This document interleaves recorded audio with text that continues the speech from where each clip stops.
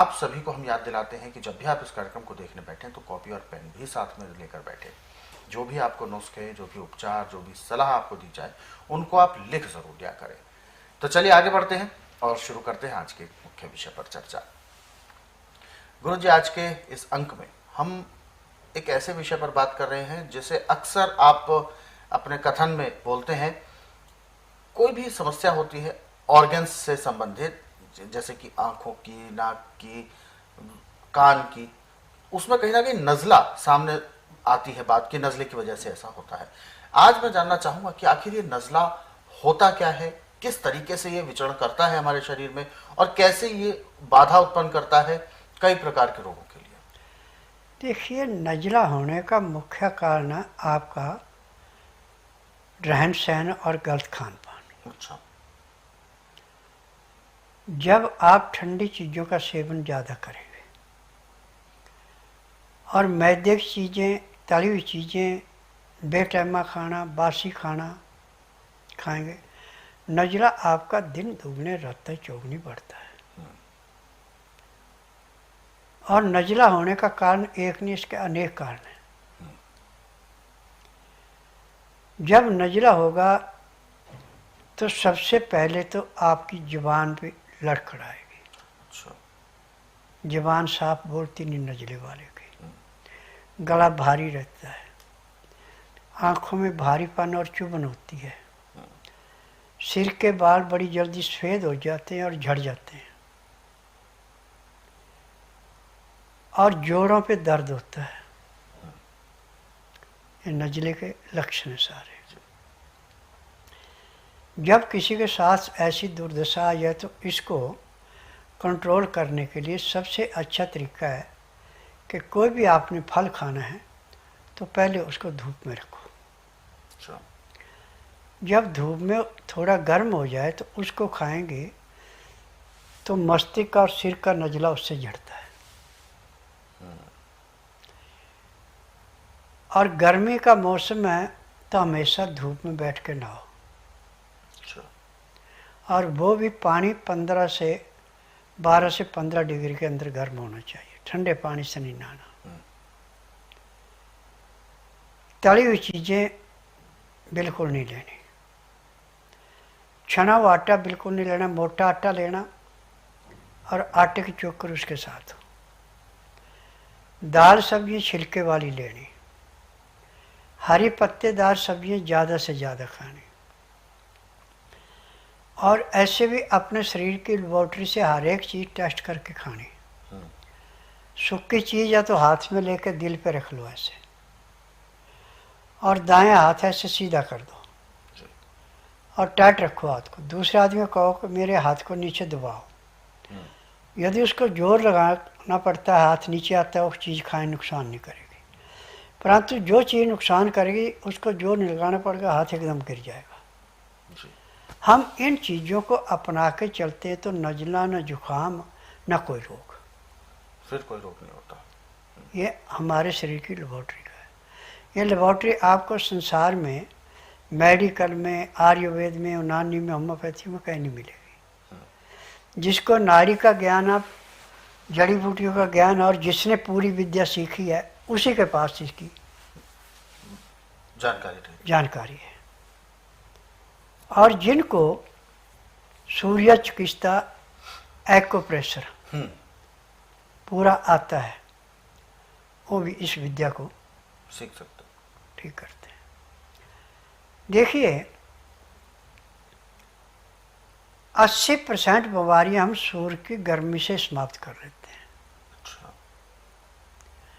परंतु बीमारी के अनुसार उसके अलग अलग तरीके हैं। जैसे आपके शरीर में जकड़ना और शरीर अकड़ गया तो तिलों के तेल में पहले लहसुन जलाओ, जितना तेल है उतना ही। लहसुन का बादामी रंग होता जाए उसको निकालते जाओ। फिर उसके बाद सौंठ, जीरा, अजवाइन, लौंग, जायफल, जवित्री, सौंठ, कड़वी सरिंजें, कुठ, दालचीनी, ये सारी चीज़ें दरदरी करके यदि आपने 5 किलो तेल बनाया तो उसमें ये 250 ग्राम होनी चाहिए सारी चीज़ें। और इसमें 5 ग्राम फिर केसर डालना, जितना तेल है उतना केसर होगा। अच्छा। फिर इसको ढीले कपड़े में सूती में बांध के तेल के अंदर डाल के 2 घंटे तक उबालना है। उबालने के बाद तेल ठंडा होने पर गांठ को निकाल के इसको निचोड़ लो और उस तेल को लाल रंग की बोतलें केमिकल की आती हैं जिनमें 5-5 लीटर भी तेल आ जाता है, उसमें पौनी बोतल भरनी, पूरी नहीं भरनी, तेल डाल दें और एक बोतल के अंदर 20 ग्राम देसी कपूर डाल दें और उस तेल को 40 दिन तक धूप में रखें। दिन में 2 बार उसको ढक्कन खोल के हिलाना है। इस तेल के अंदर इतनी ताकत है कि जब इस तेल की मालिश कहीं भी करेंगे तो तेल जैसे रेता पानी चूसता ऐसे दर्द को चूस लेता है।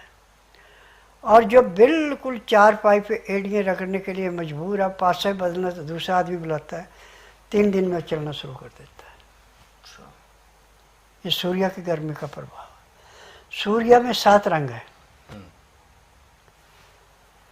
नीला, श्वेत, पीला, बैंगनी, गुलाबी, इनके सब के अपने अलग अलग प्रभाव हैं। लाल रंग से दर्दों का तेल बनाया जाता है। अच्छा। नीले रंग से खाज, खुजली, अग्जिमा, सोराइसिस, चिबड़काया का तेल बनाया जाता है। और इसमें रख के गुड़ या कुज्जा मिश्री या सेला मिश्री भी तैयार की जाती है, सांस के रोग के लिए, दमे के रोग के लिए, खांसी के रोग के लिए होती है। परंतु सूर्य की गर्मी जो है ऐसी होनी चाहिए, सूर्य उदय होने से लेकर शाम तक वो पूरी चले। इनके 2 घंटे गर्मी लगी सूर्य की, फिर उसके बाद बंद हो गया, उसका फायदा कोई नहीं।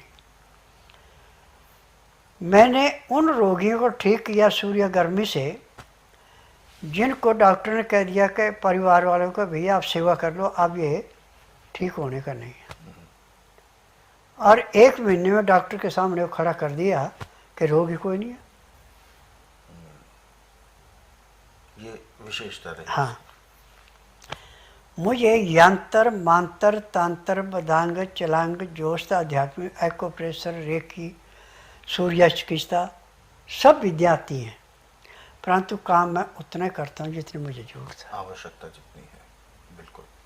तो क्या गुरुजी, ये जैसे कि आयुर्वेद की अगर हम बात भी करते हैं तो आयुर्वेद में क्या इन सब चीज़ों का समावेश होता है? जैसे आपने कहा कि औषधि निकालने के लिए कुछ गणनाएं भी करनी पड़ती हैं, सूर्य का भी देखना पड़ता है, उसके जो रंगों के बारे में बताया है, कुछ ग्रहों का भी देखना पड़ता है, तो क्या ये सब चीज़ें दवाइयों से किस तरह रिलेट करती हैं? देखिए, जिसको असली वैद्यगिरी सीखनी है, हाँ। उसको जोस्त सीखना पड़ेगा। अच्छा। यदि उसको जोस्त का ज्ञान नहीं है तो वो कुछ नहीं कर सकता। ऐसे तो 28 नक्षत्र बना दिए, असल में 27 नक्षत्र हैं। 27 नक्षत्र। हाँ, इनमें 10 नक्षत्र ऐसे हैं जिसमें जड़ी बूटियाँ निकाली जाती हैं, सब में निकाली। और ये जड़ी बूटियाँ हमेशा कृष्ण पक्ष में निकाली जाती हैं। अच्छा, ऐसा भी है। शुक्ल पक्ष में निकालते। कृष्ण पक्ष में जो भी जड़ी बूटी निकाली जाएगी, पेड़ पौधा काटा जाएगा, उसमें कीड़ा नहीं लगेगा कभी भी। और शुक्ल पक्ष में जो निकाली जाएगी उसमें कीड़ा लगेगा। अच्छा। जिस जड़ी बूटी में, लकड़ी में कीड़ा लग गया बेकार होगी, बेकार हो गई। तो सारी गणना करनी पड़ती है। अच्छा। अब मैंने सारी विद्या सीखी हैं बिल्कुल। और मुझे परफेक्ट ज्ञान है। आज मैंने एलोपैथी को, आयुर्वेद को, यूनानी को, होम्योपैथी को, सबको ये चैलेंज किया है कि जिस रोगी का उपचार आपके पास नहीं है उस रोगी को आप बुधवार छोड़कर गुरुवार से लेकर मंगलवार के बीच में मेरे पास लाइए।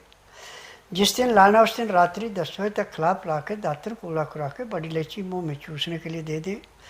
सुबह जब तक मैं नाड़ी परीक्षण करूं, एक बूंद भी पानी पीने को, कुछ खाने को नहीं देना। और मैं 5 सेकंड में बता दूंगा उसके MRI, CT scan, x-ray, ultrasound, ECG, sonography, जो रोग नहीं पकड़ सके मैं 5 सेकंड में बताऊंगा इसको इस अंग में ये रोग इतना पुराना है। और उसी दिन दवाई दे के उसको 20% आराम भी कर दूंगा। ये मेरी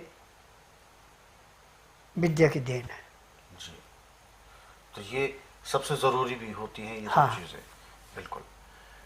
तो दर्शकों, कहीं ना कहीं हम केवल दवाइयों के बारे में सोचते हैं, ठीक होने के लिए हमें कौन सी दवाई चाहिए, परंतु उसके पीछे की जो एक स्ट्रेटेजी है, जो एक मेहनत है, वो शायद आपको नहीं पता कि एक औषधि को तैयार करने में बहुत ज़्यादा वक्त लगता है और उसके पीछे कितनी ज़्यादा सतर्कता चाहिए, कितनी ज़्यादा सटीकता चाहिए, ताकि वह औषधि या जो वो जड़ी बूटी है जो निकाली गई है वो सीधा उस रोग पर असर करे। तो इसके पीछे पूरा एक अनुभव लगता है, इसके पीछे बहुत सारी गणनाएं होती हैं और सावधानियां इसमें ज़रूर रखनी पड़ती हैं। और स्वस्थ विचार आश्रम में जितनी भी जड़ी बूटियों की औषधियाँ निकाली जाती हैं, गुरुजी अपनी स्वयं की देख रेख में ही वो सब औषधियाँ तैयार करवाते हैं।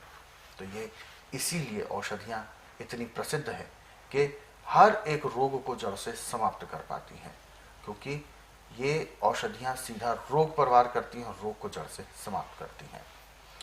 और आप भी यदि स्वस्थ विचार आश्रम से जुड़ना चाहते हैं, आकर अपना उपचार कराना चाहते हैं, तो आप स्वस्थ विचार आने से पहले एक बार कॉल अवश्य कर लें, क्योंकि आने से पहले कुछ नियम हैं जिनका आपको पालन अवश्य करना है। तो सारे नियमों के बारे में आप विस्तार से जानना चाहते हैं तो आप हेल्पलाइन नंबर्स पर कॉल कर सकते हैं। नंबर आपकी टीवी स्क्रीन पर है। और दर्शकों, यदि आप इस कार्यक्रम में अभी जुड़ना चाहते हैं तो बिल्कुल भी देर ना करें, हमें कॉल करें या आप हमें व्हाट्सएप के जरिए अपना संदेश भेज सकते हैं। व्हाट्सएप मैसेज में लिखें आप अपना नाम, उम्र, कहाँ से बात कर रहे हैं और पूरा सवाल, ताकि आपका सवाल लिया जा सके और आपको मार्गदर्शन प्राप्त हो सके। तो आगे बढ़ते हैं और जो